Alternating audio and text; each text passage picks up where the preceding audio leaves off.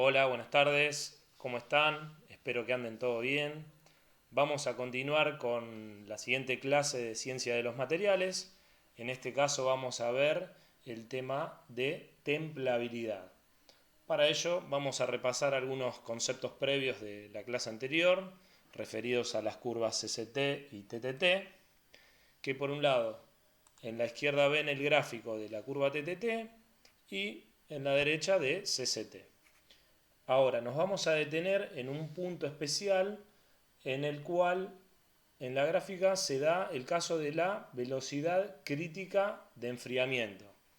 Aquí en el TTT la vemos en la línea azul y en el CCT lo vemos en esta línea punteada de 140 grados centígrados por cada segundo. ¿Qué es la velocidad crítica de enfriamiento? La velocidad crítica de enfriamiento es aquella velocidad mínima indispensable para poder obtener un 100% de martensita. Digamos, ¿no? Velocidades superiores a la velocidad crítica de enfriamiento van a ser en los gráficos del lado izquierdo, digamos, ¿no? De este aquí y de este de esta manera.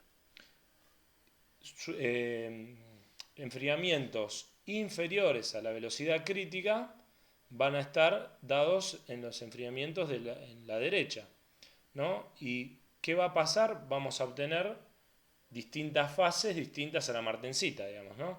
Acá va a tocar la nariz de la curva y eso nos va a indicar que va a haber otras fases aparte de la martensita. Entonces, a partir de ello, vamos a ver el concepto de temple y templabilidad. ¿Qué es la templabilidad? Es la capacidad que tienen los aceros de adquirir dureza por acción del temple. Esto tatúenselo, digamos, yo creo que por acá tengo el tatuaje que me hice con Fernández, que es una pregunta que hacemos en el parcial, en el final, y es tal cual lo decimos acá. ¿Por qué? Porque es la capacidad que tienen los aceros, no materiales. Vemos una respuesta que diga materiales, tachado a la próxima instancia de evaluación. ¿Por qué de aceros? Porque es el único que puede ser templado y va a adquirir dureza, digamos, ¿no? Entonces, solamente es exclusividad de los aceros. Entonces, volvemos a repetir por tercera vez, es la capacidad que tienen los aceros de adquirir dureza por acción del temple. ¿De qué va a depender de esto? De siguientes factores como es la composición química, depende de los aliantes que tenga este acero o depende el contenido de carbono que tenga, va a cambiar esas propiedades de templabilidad. Otra de las es función del diámetro de la pieza, que piezas muy grandes va a costar enfriarlas, por ende la temperatura de la superficie con respecto a la del núcleo va a ser diferente o va a llegar mucho más tarde ese enfriamiento. Así que vamos a tener mucho que ver con esta cuestión, digamos, ¿no? Por algo vimos el mar tempering la clase pasada. Otro es el tamaño del grano, que según en el borde de los granos que tengamos, cuando es un tamaño de grano más grande, tiene mayor espacio entre grano y grano y ahí se va a depositar el carbono en forma de cementita para aumentar la dureza de la martensita. Y por último, la severidad del temple, que lo vamos a ver a continuación un poco más detallado, que depende en el medio de enfriamiento, por lo cual yo hago esa reducción de temperatura.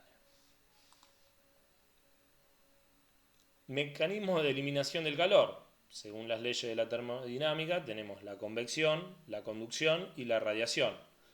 Acá vamos a ver en este gráfico, a modo de visualización, que tenemos esta parte de la curva, marcada con la letra A, que tenemos una reducción de temperatura de 850 a 650, o sea, 200 grados en 5 segundos.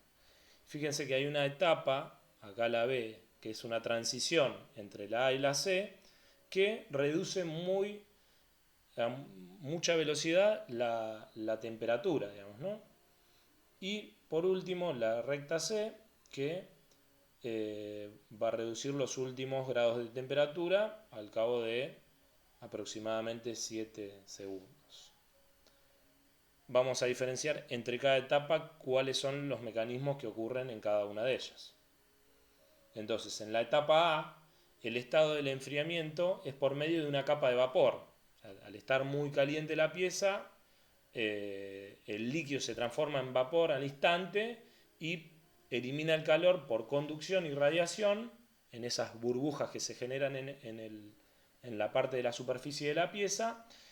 Y luego en la etapa B, el enfriamiento se da por el transporte del vapor, o sea, se elimina el calor a través de una capa de vapor por ebullición, pero con el mecanismo de convección. ¿Por qué? Porque acá el vapor no se queda pegado a la superficie, sino que al convertirse en vapor, por el cambio de densidad, se va hacia arriba y vuelve a entrar líquido. Y se vuelve a evaporar así hasta una temperatura que ya no se evapora más. Que es la etapa C, que ya el enfriamiento es por medio del líquido, y acá vamos a tener por conducción y convección a través de la capa líquida. Esto a modo informativo para que sepan cómo se va a enfriar esa pieza. Otro de los efectos del tamaño de la masa, como veíamos en el caso del diámetro, es la relación que hay entre el área y la masa, dada por la siguiente ecuación, donde el calor entregado de una fuente a la otra, o sea, uno quita calor a nuestra pieza y la pieza pierde calor, es función de la masa, del calor específico del fluido o de la pieza, en el caso del acero, y la diferencia entre esa temperatura final con la temperatura inicial. Vamos a introducir al concepto de las curvas de la U. ¿Qué vamos a ver acá?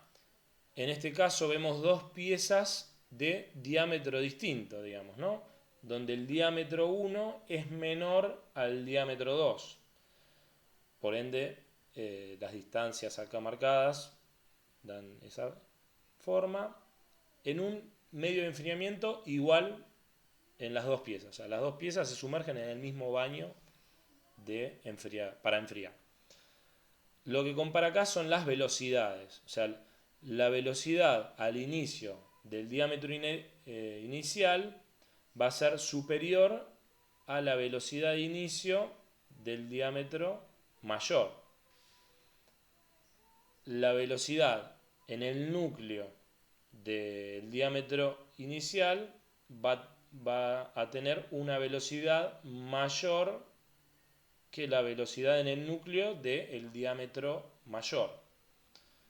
Por ende, viendo los gráficos, vemos que el gradiente de velocidad, o sea, la diferencia de velocidad que hay del diámetro menor al diámetro mayor, es menor, digamos, ¿no? Entonces, este diámetro menor tiene una mayor capacidad de temple. ¿Por qué? Porque va a mantener la dureza desde la superficie hasta la pieza y cae muy poco. En cambio, en una pieza más grande cae bastante, que lo visualizamos mejor en el siguiente caso, que es una pieza de igual diámetro en este caso. Pero como decíamos que también depende de la composición química del acero, acá decimos que son dos aceros distintos. Uno que tiene una mayor variación de la dureza, que es el diámetro B, comparado con el diámetro, con la pieza A, que tiene una variación de dureza menor. Por ende, el acero A tiene una mayor templabilidad, conserva mayor la dureza en toda la pieza. Por último, veamos una comparación de dos aceros con distinta composición química y distintos diámetros entre la misma, digamos, ¿no? Partimos de en la izquierda de un acero 1045 y a la derecha un 6140 con algunos agregados de aliantes. ¿Cómo vamos a visualizar para comparar, digamos, ¿no? Vamos a visualizar el diámetro de media pulgada en el 1045. Nosotros tenemos que en la superficie va a tener una dureza cercana a los 60 C. Y en el núcleo la dureza va a caer desde 59, 60 a 51 C. O sea, cae 9 C en el núcleo, en esa distancia que será un cuarto de pulgada. Ahora, a medida que aumento el diámetro, la dureza de la superficie va a bajar un poco, pero fíjense que drásticamente pierde mucho la dureza en una posición interna acercándome al núcleo, que ya directamente casi ni varía, pero sigue reduciéndose hasta que en el núcleo obtengo una dureza, en este caso de 34, cuando casi en la superficie tengo 59. O sea, hay una caída brutal de la dureza en piezas de diámetro mayor. ¿Por qué? Porque la velocidad de enfriamiento que tengo en la superficie no es la misma que la velocidad de enfriamiento que tengo en el núcleo. Hasta que se fue enfriando la pieza, la transformación en las curvas TTT se van a ir dando otras estructuras, digamos, ¿no?